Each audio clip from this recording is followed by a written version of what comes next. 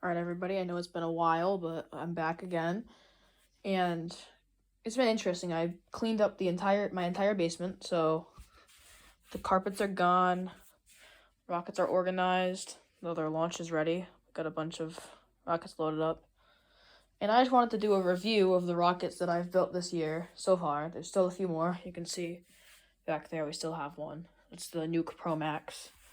Working on that. But these are the rockets I built this year, and a few of them, like this one that I just finished, so thought we'd get into that. So why don't we start small? We'll go over here to this one here. This is the Estes Griffin, and my brother pointed out that I did not have a rocket that was orange and blue. I thought that was kind of weird, so I made one. I was helping the Civil Air Patrol, and they let me take this one home, so I built it with just some CA and some wood glue, and I don't know, I might fly it soon. So this is an interesting rocket. It see if I can. It like separates here. It comes down as like a glider, and this part comes with a streamer. So that's always interesting. And I'm gonna try to go in a chronological order here for these next ones. So I built this one directly after Christmas right here. So this and the green one. It stands at about, I want to say 7 foot tall, and it weighs about 6 pounds. It's I call it the composite hero because this was my first ever time really using composites to build a rocket. Both tubes are wrapped in fiberglass. The fins are all tip-to-tip carbon with that I sanded down, making them all nice and shiny. This is my first ever time using shear pins, just in the top. Didn't want to put like the metal or the fiberglass in the coupler, so I didn't do that. But it's all 4-ounce glass on the outside. It's pretty good. Unfortunately, I built this before I knew what Bondo was, so you can see all the air pockets that I missed. That makes me angry. But we live and we learn. I have a J415 for this. It's going to go up by LDRS about 6,000 feet. And it'll be dual rhythm and dual deploy. Main should come out at about 700 feet. So everyone should be happy. All right. What did I build next? It's tough to remember. Built too many. We'll just go down the line. So here's my little 1.6-inch iris. If you guys don't already know, I have a fascination with the iris. It's this is the 1.6-inch. I'll put it up here on this chair here. 1.6-inch iris, and this rocket's really not painted at all. It's just the nose button painted. This rocket is wrapped in vinyl. The entire rocket's vinyl. This is all sticker shock vinyl. And an aero pack retainer. It's got a motor in it right now, actually. It's a E28 reloadable 24. Looking for about 1,600 feet off of this thing. First flight should be cool. I put that thing together in like an hour with just some JB Quick epoxy. Some really good stuff. Next, we have this is the Wildman Mini Cherokee. I got it while the discount code was live. And I dedicated this one to my grandmother, Meme, because I'm French. And she turned 69 this year, so that's what I did. I have one for my Pepe, all the way in the corner with the other rockets. But that's not recent, so we'll get into this one. It's got an F-42 with a Blue Thunder one, ready to go. And again, looking for about 1,600 feet off this one too. Just a simple motor deploy. Hopefully a good flight. And this one I maybe finished 5 minutes ago. Well, it doesn't have fillets yet, but this is the Solar Express from Mad Cow. I'm building this one like all the old ones I had with the rail guides and the Estes plastic retainer. And I have one of the Smoky Fs. I think it's the F-23 that I'd like to put in this. Should be about 1,600 feet also. Wow, everything's on 1,600 feet. And hopefully these three are here will go off at Rimra, my local rocket club, which is like 45 minutes away from me. They lost their field, so hopefully we can figure that situation out. But if not, we'll find time. Next, this thing came out looking so nice. My Super DX3 4-inch. This is the one without an eBay, and I thought it was, but it didn't come with an eBay, so I had to make my own. And it looks good. I'm really, really happy with how this came out. I don't have a motor for this. I don't have anything planned for this rocket yet. If you guys have any suggestions, please let me know. But it can fit a 4-grain Aerotech case, so I was thinking M1297, but that's going 16,000 in this rocket, so can't do that on the East Coast here. So I have an L1350 from CTI. That'd go up exactly 10,000. Could do that at a Higgs Farm if they get the farm back. That'd be fun. But yeah, 4-inch fiberglass weighs about 10 pounds. It's a heavy thing. It's all nice printed sticker shock vinyl. Alright, we'll move on here to the Lock Ultimate. This was my first ever experience doing clusters. If you guys don't already know, I have a plan for a really big cluster, but this is me trying to start small. It is going to be flying soon. It's got the electronics bay all set up, and it's got 3 motors out of 7. It's got an H250 in the middle, the green H, and it's got 2 F23s, Smokies. So we're looking for a green smoky mix. It's got some of my special powder I make in there to hopefully light it quick. And we'll see how that goes. It should go... It's tough to simulate these things, and I really just didn't feel like making an open rocket simulation. But my gut guess is probably about 1,800 feet. That should be interesting. Next rocket, again, my fascination with the Iris grows, is the 3-inch Iris with an electronics bay. It's got an H123 in it right now. Never flown that motor. I've heard good things, though, so I'm going to give it a try.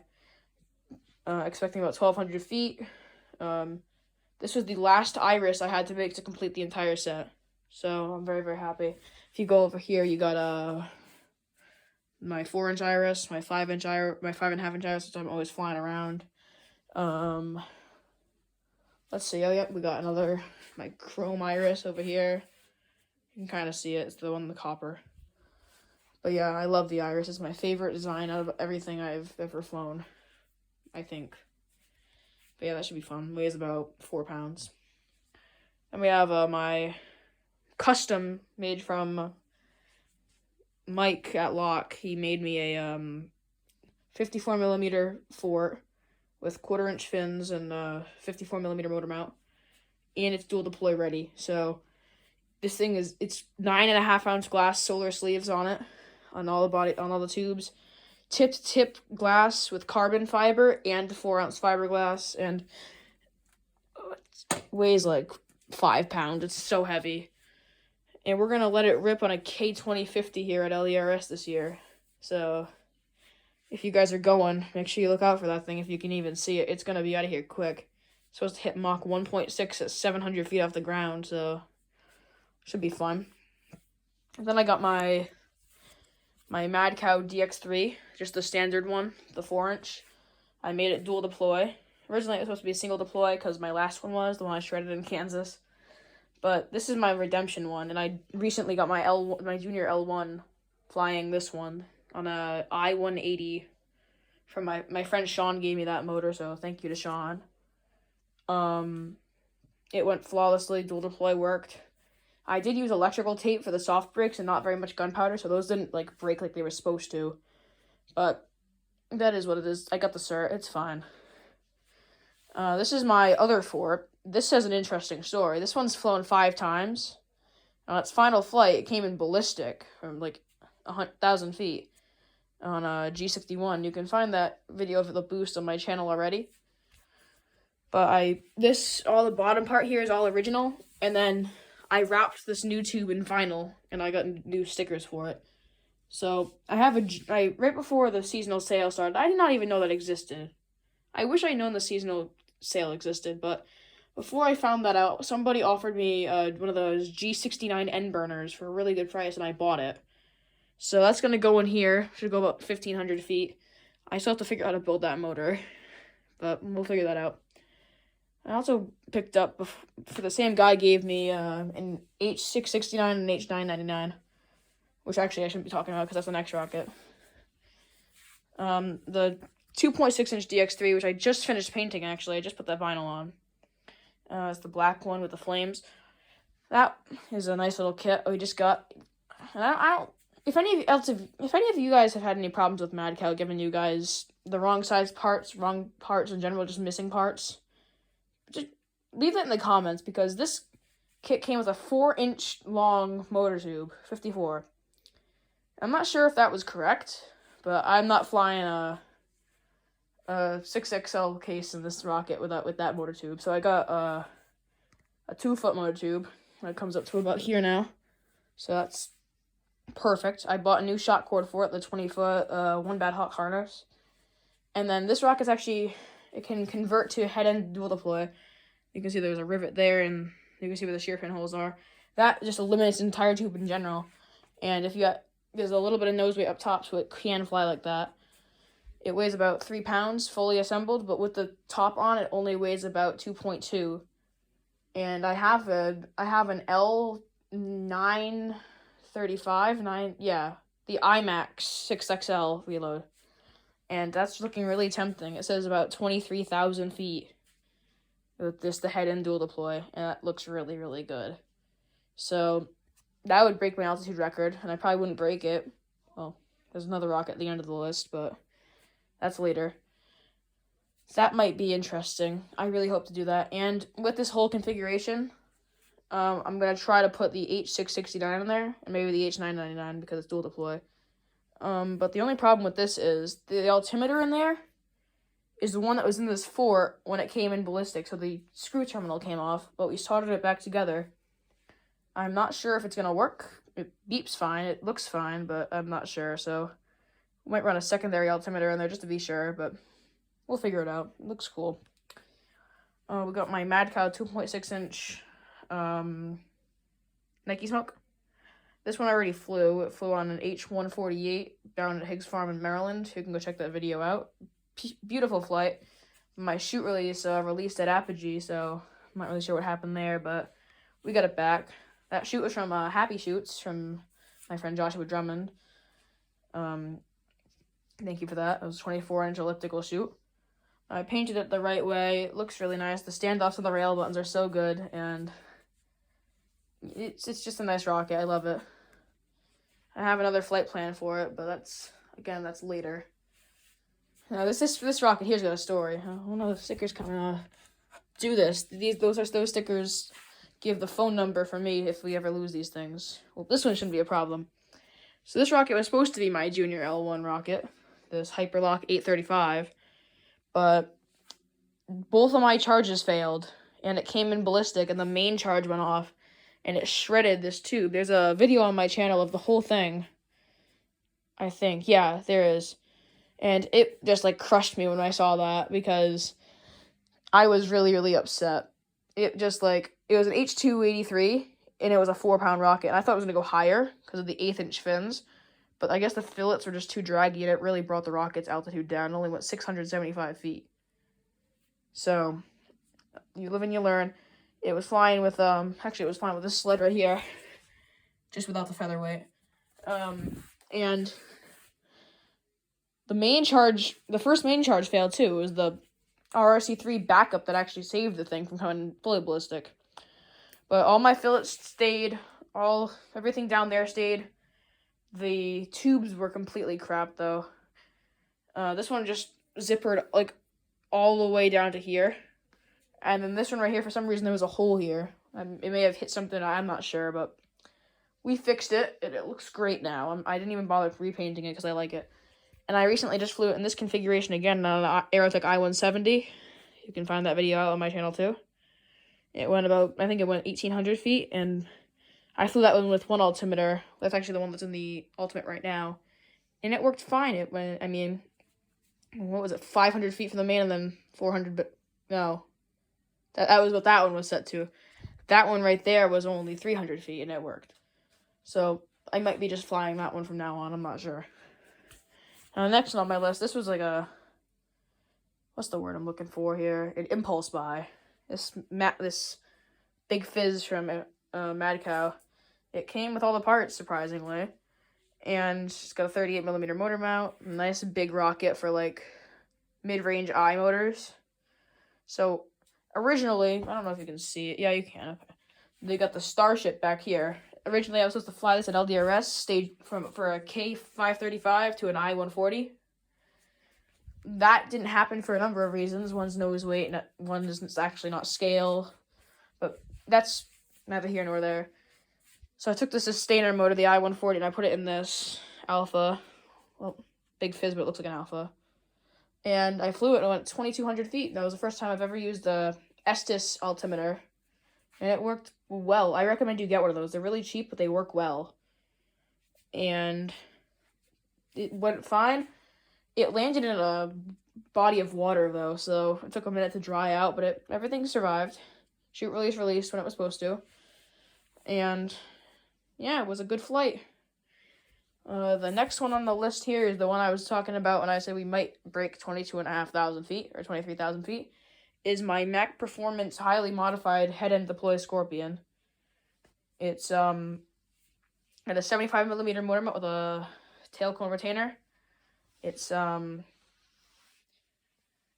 tip Kevlar carbon composite, the red one from Solar Composites, and it's painted all nice maroon, and it's one of their canvas phenolic kits, and it's a head and deploy. No shear pins for this one, well, not yet. And it's got an apogee chute because they pack tight. They really do. Those are really, really good stuff. That's the good stuff. They're just like Josh's parachute. I think they're the same material, actually. Yeah, they're both really, really good parachutes. Next up on the list is the... Oh, I forgot to mention. This one, it looks like we might be going to Airfest again. So, if we go, this rocket's going up on an M685 and an M1850 in the matter of 2 days. And 685 is going 26,000, and M1850 is going 24,000. Both of those beat my Punisher flight, which is back there, just chilling back there, by a margin of, like, I want to say 75% at least. So that's crazy. Should reach about Mach 2.5. So I hope that holds. It's sturdy. It's a sturdy rocket. Next on the list is the Punisher. I have the Punisher 3, and that's my record rocket right now. So I thought it'd be good to have the Punisher 4, and it's also just almost fell over there. I label these for the sleds I have. This is number 2. This one right here is number 1. It's basically the spacing for the all thread. I'm just trying to pop this nose up in here. There it is. It's head and deploy. And there's no sled in there right now. I'm still waiting for Wildman to get a motor. It's got a J1299. I'm going to try to fly that at some point. Should go about 4,000 feet. Just a bench line test, make sure the rocket actually works. It will, but you never know. We need to get L3 certified for some of these flights, but if we go to Airfest, like I said before, that I have a CTI 5-grain case now. So I found an M1675 for sale, and I might get that for this rocket, the pink one. So might be a fun flight there. And the last thing on my list, let's close this messy closet, you guys don't need to see that, is my mom's L3 rocket, which is it's in 2 pieces right now because it's too big, the Hyperlock 1600, which, look at this, this is just, it's all tip to tip, like 5 layers of 6-ounce glass and then a layer of 4-ounce glass. It's so nice. Granted, it did take like 12 hours to sand, but it's just so nice. Do that. And then these are just unglassed cardboard tubes.